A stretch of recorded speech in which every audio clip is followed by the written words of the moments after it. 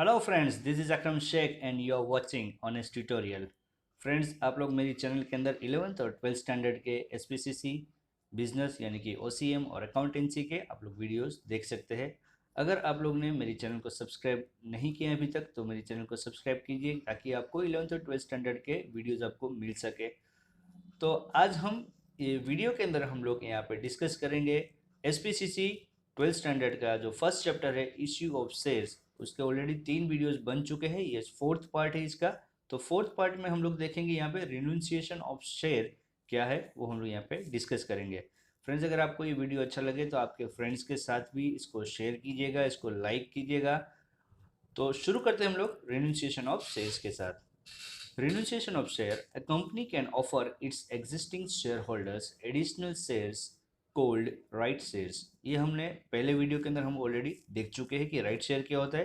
Right share यानी कि जो शेयर होल्डर्स जो है कंपनी के, उन्हीं शेयर होल्डर्स को कंपनी अगर दोबारा अगर कोई शेयर इश्यू करना चाहती है तो उन्हीं को वापस वो ऑफर करती है, तो उसको बोलते हैं right shares. Renunciation is a process where an existing shareholder can give up some or all shares offered as right shares to him in favor of another person। तो रेनुंसिएशन का प्रोसेस क्या है कि जो एग्जिस्टिंग शेयर होल्डर्स है उनको company ने दोबारा उनको जो ऑफर किए, जो राइट शेयर्स उनको जो मिल रहे हैं, यानी उनको जो अधिकार है कि भाई उनको मिल सकते हैं, तो वो कंपनी उनको दोबारा उसको वो शेयर्स देना चाहती है। लेकिन जो एग्जिस्टिंग शेयर होल्डर जो है वो गिव अप करना चाहता है, यानी वो बोलता है कि भाई अभी मुझे इसकी रिक्वायरमेंट नहीं है, मुझे ये शेयर्स नहीं चाहिए। अगर सपोज को उसको 100 शेयर अगर उसको मिल रहा है तो वो बोलता है कि मुझे 100 नहीं चाहिए, या तो बोलता है कि मुझे 50 चाहिए, 50 नहीं चाहिए। इसलिए यहाँ पे बताया गया सम और ऑल शेयर्स, यानी कुछ शेयर या तो सारे शेयर किसी और के नाम पे अगर वो ट्रांसफर कर देना चाहता है तो इसको बोलते हैं रेन्यूंसिएशन प्रोसेस। यानी जो एग्जिस्टिंग शेयर होल्डर है उसको कंपनी के द्वारा राइट शेयर में जो दूसरे जो शेयर्स मिल रहे हैं वो शेयर्स अगर वो खुद नहीं रखना चाहता है, चाहे वो पूरे के पूरे या तो फिर उसमें से कुछ थोड़े अगर वो रखना चाहता है, बाकी के नहीं रखना चाहता है, और वो किसी अनदर पार्टी के फेवर में अगर उसको दे देना चाहता है तो इसको बोलते हैं renunciation process. The share holder is expected to fill a form called the letter of renunciation for this.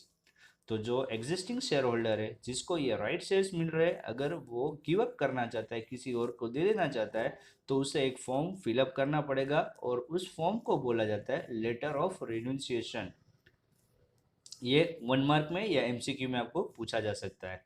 Companies make provisions for this in their articles. और इस जो रिन्यूंसिएशन ऑफ शेयर्स के बारे में कंपनी जो होती है वो आर्टिकल ऑफ एसोसिएशन के अंदर इसका प्रोविजंस जो है उसको मेंशन करती है। A letter of renunciation is enclosed with the allotment letter itself। जो लेटर ऑफ रिन्यूंसिएशन यानी कि जो गिव अप किया एग्जिस्टिंग शेयर होल्डर ने, जो अपने उसको जो मिल रहे हैं राइट शेयर्स उसको जो गिव अप कर रहा है, तो उसके लिए जो उसने लेटर लिखा है किसी और के नाम पे देने के लिए, जो अनदर पार्टी को देने के लिए, तो वो लेटर ऑफ रिन्यूंसिएशन के साथ हमें एंक्लोज यानी कि साथ में एक और चीज़ उसमें ज्वाइंट करनी पड़ेगी। वो क्या होगा? Allotment letter. यानी जो उसे राइट शेयर्स जो मिल रहे हैं वो राइट शेयर्स का जो अलॉटमेंट लेटर है वो भी उसको साथ में यहाँ पे जोड़ना पड़ेगा। A letter of renunciation is divided into 2 parts। जो लेटर ऑफ रिन्यूंसिएशन जो होगा वो 2 हिस्सों में बटा हुआ है। The first part is a letter of renunciation in which the original shareholder sign and states that he want to renunciate some or all shares in favor of certain person। जो रिन्यूंसिएशन जो लेटर होगा उसको 2 हिस्सों में बांटा गया। तो पहला जो हिस्सा होगा उसके अंदर ये मेंशन करेंगे ओरिजिनल शेयर होल्डर, यानी जो एग्जिस्टिंग शेयर होल्डर जिसको ये राइट शेयर्स मिल रहे हैं उसका नाम, उसकी सिग्नेचर होगी, और वो मेंशन करेगा उसके अंदर कि वो उसको जो शेयर्स राइट शेयर्स जो उसको मिले हैं उसमें से या तो कुछ हिस्सा या तो सारे के सारे किस पर्टिकुलर व्यक्ति के नाम के ऊपर वो देना चाहता है उसके बारे में यहाँ पे पूरा उल्लेख करेगा, यानी कि वो मेंशन करेगा। नाउ सेकंड थिंग क्या होगी? जो सेकंड पार्ट जो होगा रिन्यूंसिएशन लेटर के अंदर वो होगा the second part is a request for allotment of share. जो दूसरा हिस्सा होगा वो रिक्वेस्ट होगी अलॉटमेंट ऑफ शेयर, यानी जो एक्सिस्टिंग शेयर होल्डर को जो राइट शेयर्स मिले वो किसी और को देना चाहता है, तो जो अलॉटमेंट जो मिला है वो किसी और के नाम पे अलॉट हो जाए उसके बारे में ये रिक्वेस्ट करेगा। The person in whose favor share are to be renunciated signs and requests the company to allot shares to him. अब जिस व्यक्ति के नाम के ऊपर जो एग्जिस्टिंग होल्डर है, वो जिस व्यक्ति के नाम के ऊपर ये शेयर को रिन्यूशिएट करना चाहता है यानी कि देना चाहता है, तो अब जिस पार्टी को ये शेयर्स मिलने वाले, वो पार्टी भी यहाँ पे अपना साइन करेगी. The person in whose favor share are to be renewed his sign and request the company to allot shares to him. तो वो उस लेटर के ऊपर साइन करेगी कि भाई मुझे ये शेयर्स एग्जिस्टिंग शेयर होल्डर देना चाहते हैं और मैं इसको एक्सेप्ट करना चाहता हूँ. तो वो अपना साइन करेगा और कंपनी को रिक्वेस्ट करेगा कि भाई ये जो शेयर्स जो है, जो एग्जिस्टिंग आपके शेयर होल्डर्स थे उन्होंने मुझे दी है, तो इसका जो अलॉटमेंट है अब वो आप मुझे कर दीजिए. तो ये हो गया रिन्यूशिएशन लेटर के दो पार्ट. नाउ आगे क्या है, company decides a time limit for sending the renunciation letter. Company एक तय करेगी, नक्की करेगी कि भाई इसका क्या टाइम लिमिट होगा रिन्यूंसिएशन लेटर भेजने का. If the letter is received from the original share holders within the time limit decided by the company make appropriate notes in statement of application and allotment, and when the list of membership is prepared, the name of the other person is recorded as member. जब existing share holder को company ने right shares दे दिया, अब जो existing share holder को right share मिलने के बाद अगर वो बोलता है कि मुझे ये रिन्यूशिएट कर देना है, किसी और को दे देना है, तो उसकी वो लेटर देगा. वो लेटर की प्रोसेस, फिर उसका रिन्यूशिएशन लेटर के प्रोसेस, फिर अलॉटमेंट के बारे में ये कंपनी को इन्फॉर्म करेंगे. जब इन्फॉर्म करेगा तो फिर कंपनी क्या करेगी, जो उसका जो ओरिजिनल शेयर होल्डर जो है उनको कुछ टाइम लिमिट दी होगी. वो टाइम लिमिट के अंदर ये एप्लीकेशन, ये जो पूरी प्रक्रिया है रिन्यूशिएट करने की, वो कंप्लीट होनी चाहिए. अगर वो टाइम लिमिट के अंदर ये चीज़ आ जाती है तो फिर कंपनी जो है उसका statement of application and allotment के अंदर वो एक नोट करेगी, यानी कि उसको वहाँ पे उसका नोट डाउन करेंगे. और फिर जो ओरिजिनल, अब जिसको ये शेयर्स मिलने वाले, यानी कि एग्जिस्टिंग शेयर होल्डर ने जिसके नाम के ऊपर ये रिन्यूशिएट किया है, उस शेयर होल्डर का नाम जो है वो मेंबर रजिस्टर के अंदर यहाँ पे दर्ज किया जाएगा. तो ये था हमारा रिन्यूशिएशन प्रोसेस. अब हम लोग जो नेक्स्ट टॉपिक है इस चैप्टर के अंदर वो डिस्कस करते हैं यहाँ पे statement of share allotment. Share allotment यानी सबसे पहले क्या होना चाहिए, सबसे पहले चीज़ है कि यहाँ पे शेयर का एप्लीकेशन करना जरूरी है. एप्लीकेशन करने के बाद सेकंड थिंग है, अगर सारी नेसेसरी रिक्वायर्ड जो भी डिटेल्स अगर मिली है तो कंपनी उसको शेयर अलॉट करेगी. वो भी उसके क्राइटेरिया के मुताबिक. जब शेयर अलॉटमेंट होगा तो उसका कोई स्टेटमेंट बनता है, वो क्या है वो हम यहाँ पे देखते हैं. Newly established company invites the general public to subscribe to their shares in a public issue through a prospectus. जो नई कंपनी जो एस्टेब्लिश हो रही है, यानी कि नई कंपनी जो बन रही है, वो जनरल पब्लिक को इनवाइट करती है कि भाई आप आओ हमारी कंपनी के शेयर्स को परचेज करो. तो वो किस तरह से ऑफर करेगी, ऑफर करेगी थ्रू प्रोस्पेक्टस. प्रोस्पेक्टस के थ्रू उसने जनरल पब्लिक को दावत दी है. After receiving applications in response to this invitation, Board of Directors decide the basis of allotment of shares. जब सारी एप्लीकेशंस, जब इनविटेशन दे दिया और इनविटेशन देने के बाद अगर जो भी इंटरेस्टेड एप्लीकेंट्स थे यानी इंटरेस्टेड इन्वेस्टर्स जो थे उन्होंने अपनी एप्लीकेशन दी, तब बोर्ड ऑफ डायरेक्टर्स में से डिसाइड करेंगे कि हमें इसमें से किन लोगों को शेयर्स का अलॉटमेंट किया करना है. तो अलॉटमेंट करने के लिए हमने पहले वीडियो में देखा था कि उसको 4 कैटेगरी में बांटा जाता है. उसको चारों कैटेगरी में बांटा जाएगा और फिर उसको अकॉर्डिंगली फिर वो लोग रूल्स एंड रेगुलेशंस के मुताबिक और यहाँ पे इसको अलॉटमेंट करेंगे according to prevailing rules and regulations and decide numbers of shares to be allotted to respective applicants. फिर कौन सी कैटेगरी में कितने हमें शेयर्स को अलॉट करना है वो यहाँ पे डिसाइड किया जाएगा. A statement indicating number of shares allotted to each applicant is called a share allotment statement. Statement जिसके अंदर इंडिकेट यानी उसमें दर्शाया गया है कि कौन से शेयर होल्डर को कितने नंबर ऑफ शेयर्स हमने अलॉट किए, उसको जो पूरा नोट डाउन किया है, पूरा टोटल जितने भी शेयर होल्डर्स की सारी डिटेल दी है उसको बोलते हैं शेयर अलॉटमेंट स्टेटमेंट बोला जाता है.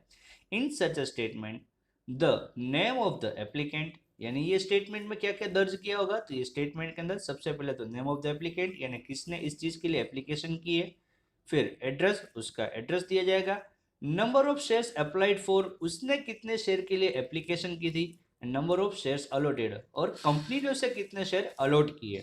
सपोज के एक शेयर एप्लीकेंट ने 100 शेयर के लिए उसने एप्लीकेशन की, लेकिन हो सकता है उसको 100 आउट ऑफ 100 शेयर्स न भी इश्यू किए जाए उसको 100 में से 10, 20, 50, 70, 80 कुछ भी जो नंबर का उसको अलॉटमेंट मिला है उतने नंबर भी यहाँ पे मेंशन करना है। तो स्टेटमेंट के अंदर दोनों चीज मेंशन होगी, कितने के लिए अप्लाई किया था और कितने उसको अलॉट हो रहा है, वो दोनों चीज यहाँ पे मेंशन की जाएगी। फिर है demat account number. Demat account number बहुत जरूरी है क्योंकि जो शेयर्स जो है वो कहाँ पे डिपॉजिट होंगे, उसके जो क्रेडिट होगा वो डिमेट अकाउंट के अंदर ही ये शेयर्स को क्रेडिट किया जाएगा। वो कोई बैंक अकाउंट में या फिजिकल शेयर आजकल आता नहीं है तो उसको कोई फिजिकल शेयर नहीं मिलेगा। जो शेयर्स उसको जो अलॉट होंगे वो उसके डिमेट अकाउंट के अंदर वो डिपॉजिट होंगे, क्रेडिट होंगे। तो डिमेट अकाउंट नंबर होना भी जरूरी है। डिपॉजिटरी आईडी, तो डिपॉजिटरी आईडी दो होती है, एक होता है एनएसडीएल और एक होता है सीडीएसएल। तो कौन सा डिपॉजिटरी आईडी है उसको भी मेंशन करना पड़ेगा। फिर परमानेंट अकाउंट नंबर यानी कि जो पैन कार्ड जो बोलते हो, पैन कार्ड का नंबर जो है वो भी यहाँ पे मेंशन करना कंपलसरी है, आर मेंशन। तो स्टेटमेंट ऑफ शेयर अलॉटमेंट में कितनी चीज आई फ्रेंड्स, सबसे पहले उसका नाम, फिर उसका एड्रेस, फिर उसने कितने शेयर्स के लिए एप्लीकेशन किया है, उसको कितना अलॉटमेंट हुआ है, वो अलॉटमेंट होने के बाद वो कौन से डिमेट अकाउंट में जाएगा, उसका डिपॉजिटरी पार्टिसिपेंट कौन है और उसका पान कार्ड का जो नंबर है, वो सारी डिटेल्स यहाँ पे इसमें मेंशन की जाएगी। Nowadays such statements are prepared with the help of computer software। और आज के मॉडर्न और आधुनिक जमाने के अंदर ये क्या होता है, जो कुछ भी ये सारी डिटेल्स है वो कंप्यूटर सॉफ्टवेयर के जरिए पूरा डिटेल बनाई जाती है, इस तरह का स्टेटमेंट बनाया जाता है। तो ये था हमारा statement of shares allotment. Now हम लोग देखते हैं कि क्या है ड्यूटी किसकी, कंपनी सेक्रेटरी की शेयर अलॉटमेंट के regarding. Duties of a share company secretary with respect to a share allotment. एक कंपनी का जो सेक्रेटरी होता है उसकी क्या जिम्मेदारी, उसकी क्या ड्यूटी है, उसको क्या काम करना है एक शेयर अलॉटमेंट करने के अंदर। तो हम लोग देखते हैं यहाँ पे क्या है। A company secretary is required to perform following duties in respect to share allotment under the provisions of the Indian Contract Act and the Companies Act। सबसे पहले उसकी ड्यूटी है, पहला, opening N escrow bank account with a scheduled bank by passing a resolution in the meeting of the board of director. पहले video में, इस chapter का सबसे पहले वीडियो के अंदर हमने देखा था प्रोसीजर ऑफ शेयर एप्लीकेशन। तो उसका सबसे पहला जो पॉइंट था वो क्या था आपका, कि ओपन एन बैंक अकाउंट। तो ये किसकी जिम्मेदारी बनती है, ये कंपनी का जो सेक्रेटरी है उसकी रिस्पॉन्सिबिलिटी है कि वो शेड्यूल्ड बैंक में जाके एक एस्क्रो बैंक अकाउंट, ये एस्क्रो बैंक अकाउंट क्यों खुलेगा, सिर्फ शेयर एप्लीकेशन का अमाउंट रिसीव करने के लिए ही ये बैंक अकाउंट खुलेगा। और जैसे ही ये शेयर एप्लीकेशन अमाउंट जब रिसीव हो जाएगी उसके बाद ये कंपनी के मेन अकाउंट के अंदर ट्रांसफर हो जाएगा और ये अकाउंट को क्लोज कर दिया जाता है। तो ये अकाउंट खुलाने के लिए जो बोर्ड ऑफ डायरेक्टर का जो रिजोल्यूशन जो पास हुआ था वो रिजोल्यूशन का कॉपी लेके वो शेड्यूल बैंक पे जाके एक एस्क्रो बैंक अकाउंट खुलवाएगा, ये उसकी सबसे पहली जिम्मेदारी है। फिर सेकंड है drawing an agreement with the recognised stock exchange for the listing of shares. अब हमें जब शेयर इश्यू करना है कंपनी को तो उसे अपनी कंपनी का नाम लिस्टिंग करवाना पड़ेगा स्टॉक एक्सचेंज के ऊपर। तो उससे क्या करना पड़ेगा, कंपनी सेक्रेटरी को एक एग्रीमेंट बनाना पड़ेगा स्टॉक एक्सचेंज के साथ। फिर थर्ड उसका drawing an agreement with the various intermediaries like lead manager, registrar, bankers to the issue, depository, brokers etcetera for the public issue.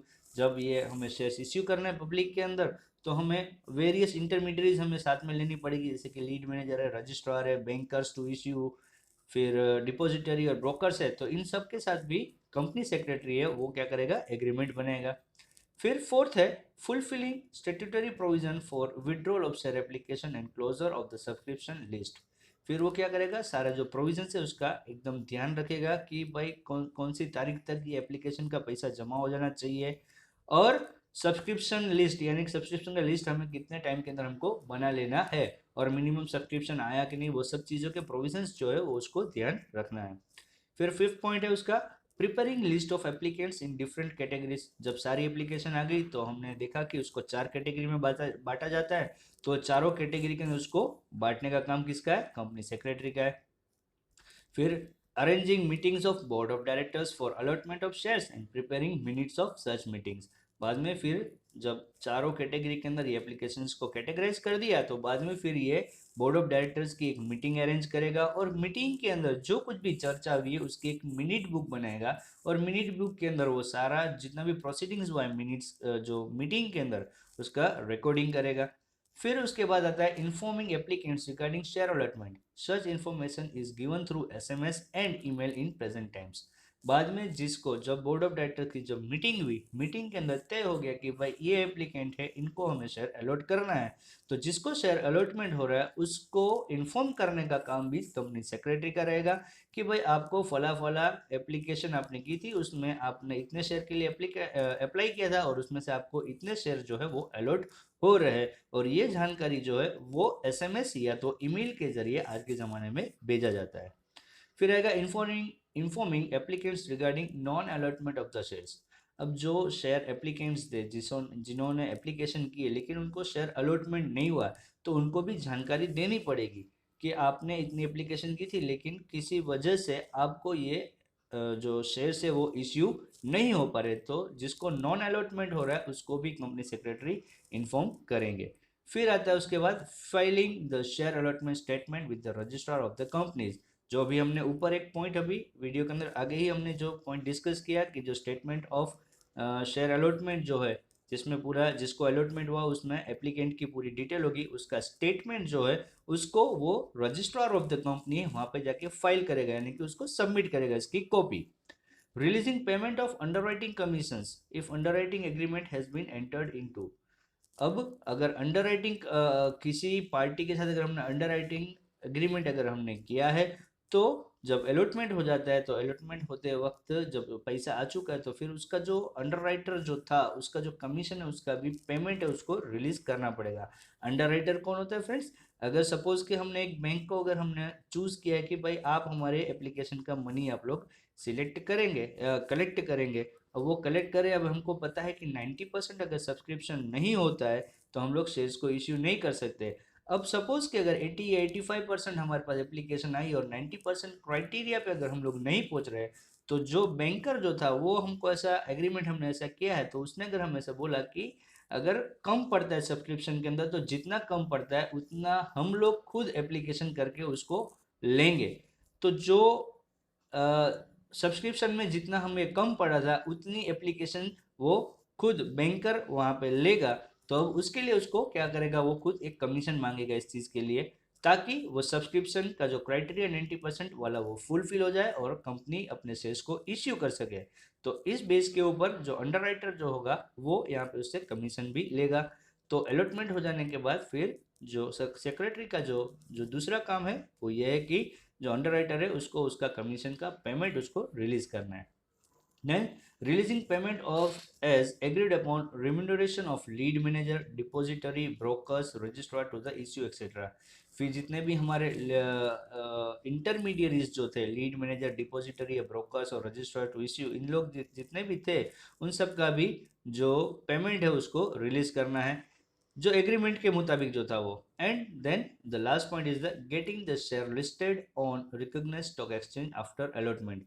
और जैसे ही शेयर्स का अलॉटमेंट हो जाता है तो अपनी कंपनी का जो नाम है वो रिकॉग्नाइज्ड स्टॉक एक्सचेंज के साथ यहाँ पे हमको हमारी कंपनी का नाम रजिस्टर करवाना है, यानी कि उसको लिस्टिंग करवाना है। अगर हम लिस्टिंग करवाएंगे तभी जाके जो हमारे शेयर होल्डर्स जिनको हमने शेयर इश्यू किए, अगर उनको आगे जाके वो बेचना है तो वो स्टॉक एक्सचेंज के जरिए ही वो बेच सकते हैं। तो अगर हमारे कंपनी का नाम अगर हमने वहाँ पे लिस्टिंग करवाया होगा तो ही वो वहाँ से अपना शेयर्स को वो लोग किसी और को ट्रांसफर कर सकते हैं शेयर होल्डर्स। तो ये कराने का काम भी जिम्मेदारी जो है वो किसकी है? कंपनी सेक्रेटरी की। तो फ्रेंड्स ये थी ड्यूटीज ऑफ कंपनी सेक्रेटरी। हमने एक और पॉइंट इसमें डिस्कस किया कि statement of allotment of shares और रिनunciation ऑफ शेयर। ये तीनों पॉइंट में अगर आपको किसी भी प्रकार का कोई डाउट है तो आप लोग मुझे आपके क्वेश्चंस कमेंट के जरिए पूछ सकते हैं। और अगर वीडियो अच्छा लगा है तो फ्रेंड्स आपके अच्छे कमेंट्स भी मुझे भेज सकते हैं, और इस वीडियो को लाइक करना ना भूलिए फ्रेंड्स। अब हम लोग नेक्स्ट वीडियो के अंदर हम लोग कवर करेंगे शेयर कॉल्स, ये क्या होता है वो हम लोग नेक्स्ट वीडियो के अंदर हम लोग डिस्कस करेंगे। Okay friends, bye bye, take care.